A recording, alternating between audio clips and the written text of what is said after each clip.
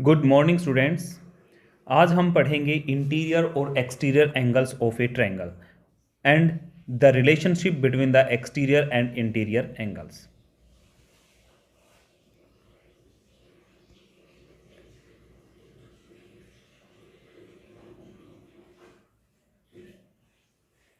Late this A B C is a triangle.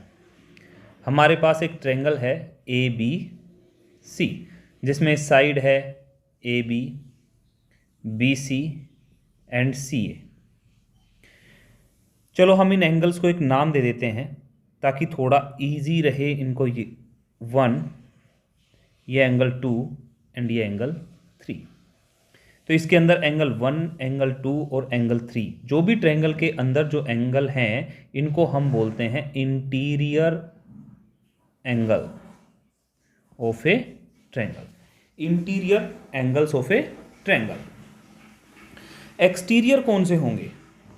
Exterior जो इस triangle से बाहर बनेंगे वो एक्सटीरियर एंगल होंगे। अगर हम इस लाइन को एक्सटेंड कर देते हैं तो एक एंगल ये फॉर्म होता है, इस लाइन को एक्सटेंड कर देते हैं एक एंगल ये फॉर्म होता है, इधर इस लाइन को एक्सटेंड कर देते हैं तो ये एंगल फॉर्म होता है, इस लाइन को एक्सटेंड कर देते हैं तो ये एंगल फॉर्म होता है। ऐसे ही इसको एक्सटेंड कर देते हैं तो ये फॉर्म होता है, इसको एक्सटेंड कर देते हैं तो ये एंगल फॉर्म होता है। ये सभी क्या है, 3 तक हो गए थे, 4, 5, 6, 7, 8, 9।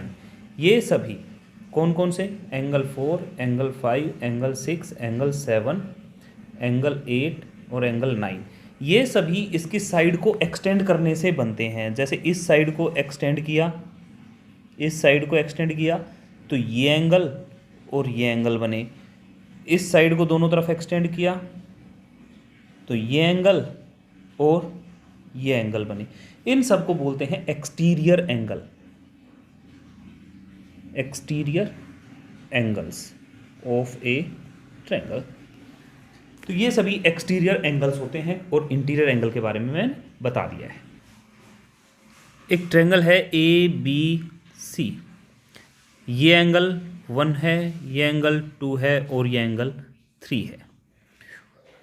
और हम अब इसमें कोई भी एक एक्सटीरियर एंगल ले लेते हैं। हमने एक एक्सटीरियर एंगल ले लिया, ये एंगल ले लिया हमने 4, इसको हमने एक्सटेंड कर दिया डी तक। हमने बीसी को एक्सटेंड किया, जो बीसी लाइन थी इसको एक्सटेंड कर दिया डी तक।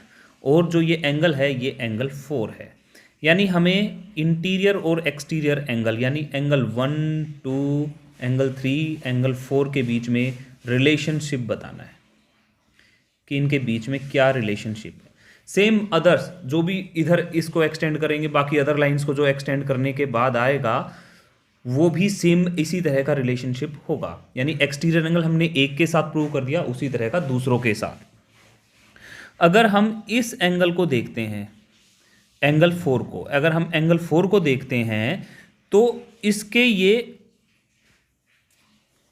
अपोजिट एंगल्स होंगे, अपोजिट इंटीरियर एंगल्स हैं। ये एंगल 1 और 2 अपोजिट इंटीरियर एंगल्स, इनको बोलेंगे angle 1 and angle 2 opposite interior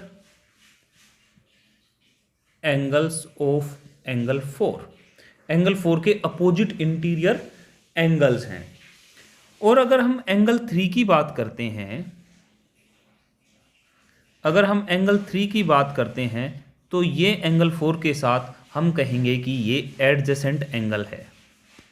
जो एक दूसरे से लगे हुए होते हैं उनको हम एडजेसेंट एंगल्स बोलते हैं। यानी एडजेसेंट कौन से? एंगल 3 एंड एंगल 4 जो है वो एडजेसेंट एंगल्स हैं। तो इनके बीच में क्या रिलेशनशिप है? हमें पता है कि अगर कोई स्ट्रेट लाइन, कुछ एंगल मिलके स्ट्रेट लाइन बनाते हैं तो उन दोनों एंगल्स का सम 180 डिग्री होता है। अगर ये स्ट्रेट लाइन फॉर्म करते हैं, कितने भी एंगल मिलके, मान लो ये 3 एंगल मिलके स्ट्रेट लाइन फॉर्म करते, कि 4 एंगल मिलके, ये भी एंगल, ये भी एंगल, ये सारे एंगल, इनका सभी का सम अगर 180 है तो ही ये एक स्ट्रेट लाइन फॉर्म करेंगे। तो यहाँ से हमें क्या पता चला कि जो एंगल 3 और एंगल 4 है उन दोनों का सम 180 डिग्री है। ये चीज़ हमें पता चल गई। क्यों है? क्योंकि ये एडजेसेंट एंगल्स हैं और ये एक स्ट्रेट लाइन फॉर्म करते हैं। अब दूसरा,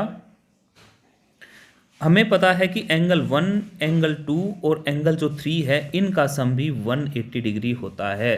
सम of angles of a triangle is 180 degree. हमें पता होता है कि सभी ट्रायंगल के एंगल्स का सम 180 डिग्री होता है। अब हमारे पास ये भी 180 के इक्वल है और ये भी 180 के इक्वल है, यानी दोनों चीज़ें सेम है। इसका मतलब क्या हुआ, angle 1 plus angle 2 plus angle 3 को अगर हम देखेंगे तो ये इक्वल है एंगल 3 प्लस एंगल 4 के। अब एंगल 1 प्लस एंगल 2, एंगल 3 को अगर हम दूसरी साइड ले जाएं तो माइनस का एंगल 3 हो जाएगा। एंगल 3 एक प्लस का एक माइनस का कैंसिल हो जाएंगे और यहाँ से हमारे पास आ गया angle 1 plus angle 2 is equal to angle 4। Angle 4 exterior angle, ये अपोजिट इंटीरियर एंगल, यानी अपोजिट इंटीरियर एंगल्स का सम, अपोजिट इंटीरियर एंगल्स का सम यानी इसका और इसका, ये दो एंगल्स का सम इस एंगल के इक्वल होगा। और इस एक्सटीरियर और इसके एडजेसेंट एंगल का सम वो 180 डिग्री होता है। ये दो रिलेशनशिप हमारे पास आ गए, relation between interior and exterior angles, first and second.